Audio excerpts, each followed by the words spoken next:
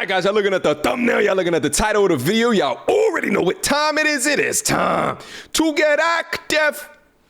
Shout out to my IG at The Real MTR. I shout it out because this content comes directly from there. Title of today's video, I live better in Bali than I did in the US.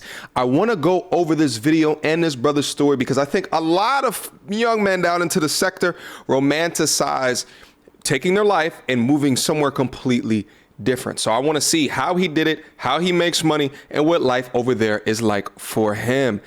Without further ado. The quality of life in Bali is crazy. For the same amount of dollars that you would spend in San Diego and any of the big cities, it is like living a life of luxury. Wow. My income has gone up exponentially since moving to Bali. In terms of how much I spend, my costs have gone way down. I'm never worried about money anymore. This 33-year-old moved from US to Bali, makes $140K a year. Here's how he relocated. My name is Olumide Benro. Let's get in there. I'm 33 years old. I relocated to Bali, Indonesia. I run a social media marketing agency, and I also run some of the largest conferences virtually and in person for digital nomads. Wow. Big move back in 2019. Yes, can you put in that back? 10, one more. When I arrived in Bali for the first time and I saw all these smiling faces, everybody was like, hello, sir, how are you doing? People will almost take you to their home and cook for you the first time they meet you. Let me just pause on this real quick. Think about what he just said. His income went up, his cost of living went down. Doing what? Digital stuff. Listen, if you guys are not forming skill sets in order to take advantage of the digital economy today, then you are absolutely bugging. This Web 2.0 era, this gig economy has completely shifted what is possible for a person to make if they build skill sets needed to make it run. Let's keep going. Experienced that in my life, you know, in the United States or other countries that I went to. It's a little bit too rural for me, you know. I like a good concrete. I like a good homeless person from time to time. And because of being a person of color, I also felt that there were certain times in my life where I just didn't feel valued as a human being. But then when you step into a place like Bali, that all goes away. It went away from me. Makes about $140 a year from his marketing agency, consulting, virtual events, and investments. Worked so hard to improve my situation in terms of my income and my businesses are doing well. The things that I pay for are all digital. Listen, we're talking about money in this video, but I wanted to pause to share with you a new app that I've been using that saves me money and makes my life so much easier. The app is called Truebill. It's the #1 personal finance app. It'll help you track your money all in one place. So how does it work? Truebill safely and securely gathers info from all of your accounts, identifies your recurring expenses, notifies you of upcoming bills, and lets you cancel unwanted subscriptions within the app. Now, I recently activated Truebill myself and found 2 subscription services that was siphoning money from my business account every month. And just with a single press of a button, subscriptions canceled. Just like that. And listen, if you're anything like me, you hate bills, right? Truebill has a staff on deck that will call your bill providers to negotiate better rates or give credits applied to your account. With this service alone, the average Truebill user saves over $700 a year. Join me and over 2 million members using Truebill to optimize your spending, manage subscriptions, and lower your bills. Head to truebill.com/MTR to use this all-in-one personal finance app today. Go now. Thank me later. You know, subscriptions to MailChimp. I literally have almost no cost, and my actual income from my online businesses went up. Wow. Okay. So rent out there, $1,000. Food, okay, $600. That's actually a lot more than what I would think for him living in a place with $1,000 is the rent. Travel, $300. Health insurance, $137. Transport, okay, laundry, phone, and then that's it. And he's making $140,000 per year. I mean, the equation of high value man from, making $10,000 per month don't equate the same to over here. And actually it looks like he has the opportunity to just splurge on his food, because of how much money that he's bringing in versus spending. I'm actually interested to see what portion of the town that he's in, because these prices are not much different if you're in rural America somewhere. So if he's in a rural part of Bali, then, a lot of this actually makes sense, especially with the exchange rate. But if he's in the middle of the city and these are the prices, this is pretty dope. Let's keep going. While I'm, enjoying living in an amazing place, my wellness is up, allowing me to optimize my business. When you have a clear mind and your heart is centered in the right place and you feel good, big facts. You tend to have good results for your clients and the people you work with. Yes, very true. I have a 1-bedroom, 1-bathroom, and there's also a private gym downstairs. And the gym is trash. And it just has all the amenities that you need. And they have a kitchen, a restaurant downstairs. Nice. I'd be there every night. $600 a month on takeout and eating out. Yeah, that's a lot. I don't cook. You don't cook? I can cook, but I don't, because it's better for me to get work done, eat, and keep going. And for me, I always order, there's a popular app here called Gojek. It's like Go Food, Go Tailor, Go Massage. They have a Go for everything. And I use Go Food to order my food on a daily basis. I bang with what he said so much right there. You optimize the key things within your life that give you happiness, your food, your eating, you working out, right? You've got all of that stuff optimized. You are in your best frame of mind and best position to have that optimized being translate into fantastic work. You need your motorbike to ride around. $100 a month for a bike. It's very common. You can't walk around in these streets. Trust me, you do not want to be walking. Is there a crime issue? He spends 2 nights at a luxury resort every month. The 2-night stay costs him about $300 per month. So you gotta treat yourself, right? So every month, I actually get myself out of Canggu, the busy streets of Canggu with all the digital nomads. And I go up to Uluwatu, which is a really nice area. Damn. It's known for surfing. But I don't surf. I don't go there for surfing. I go there because there's a really nice luxury hotel resort called Alila.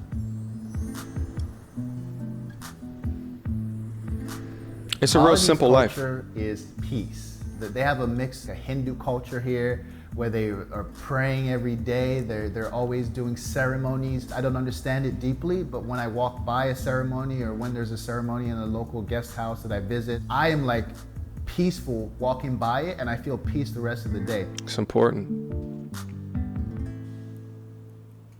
So I grew up in Nigeria only up until age 6, and then I moved to the United African Kingdom.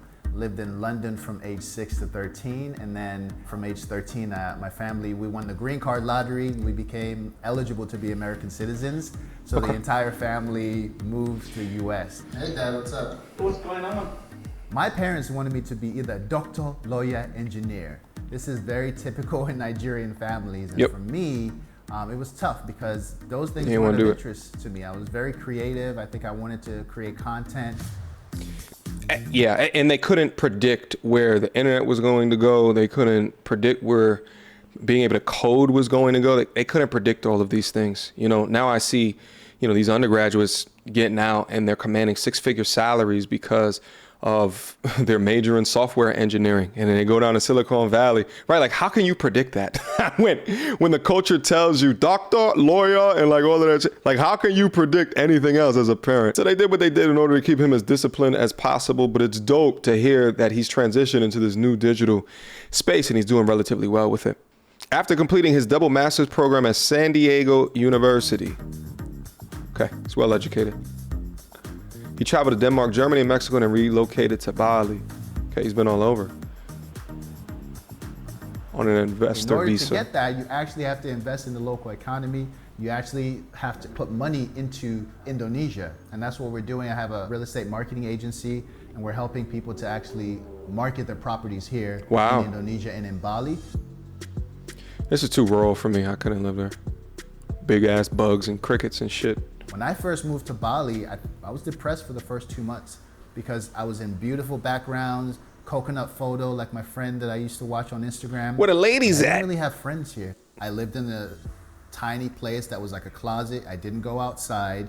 So what made things get better was when I got a nicer apartment that I had a view of the ocean. And the biggest thing for me was just learning how to create a life that I actually wanted. Not just because, oh, That's now wherever I've you go. landed in Bali, so everything's perfect. No, I needed a specific schedule of how to work, meditate every morning, be nearby to nature, and actually force myself to go out to nature, Yeah. exercise regularly. Yeah.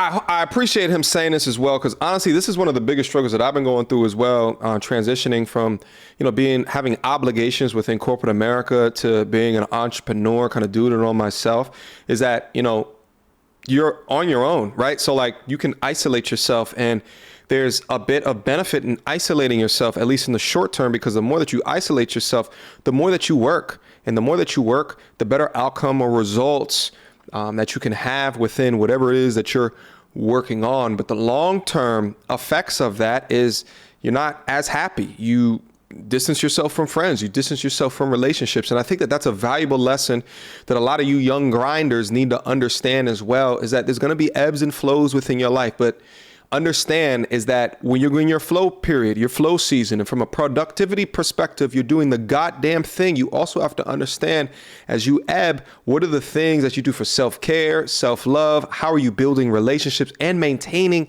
these relationships? For those wanting to relocate, I think the biggest thing that I would say is just be prepared to be able to adjust.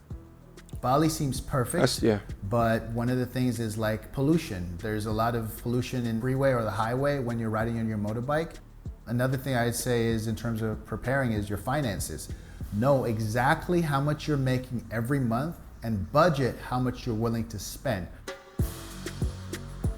I've seen people go broke in Bali. The biggest advice I can give is have a solid, predictable income, so when you arrive, you never have to worry about money. You have the systems in place that constantly churn dollars, euros, lira, whatever it is you earn. It's good advice for anywhere, every though. single month. Because if you have an issue with money here, it will show. Nah, I'm good. I've been here I couldn't for live 3 here. years. It's been the most amazing personal growth, the most amazing time of my life. My vision board, says that I have a home in the Caribbean, I have a home in San Diego, and I have homes around the world. But I think something about Bali grounds me here. This feels like the place that I will spend the most time. So for me, home base in Bali, 100%. It's looking better. But then having homes in different hubs that I go to a few times a year is what I plan to do. That's what's up.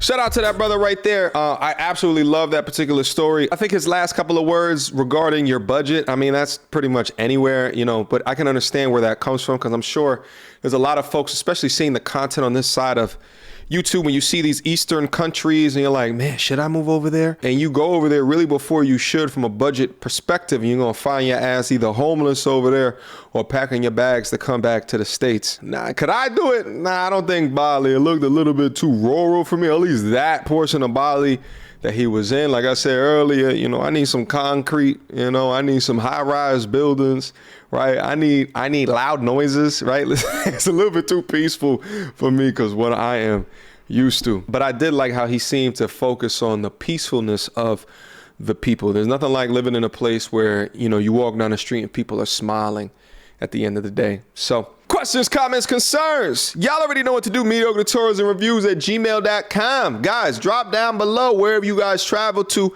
Where would you suggest the community to be able to travel to? Leave them down below so we can learn. All right? Until next time, YouTube. Peace.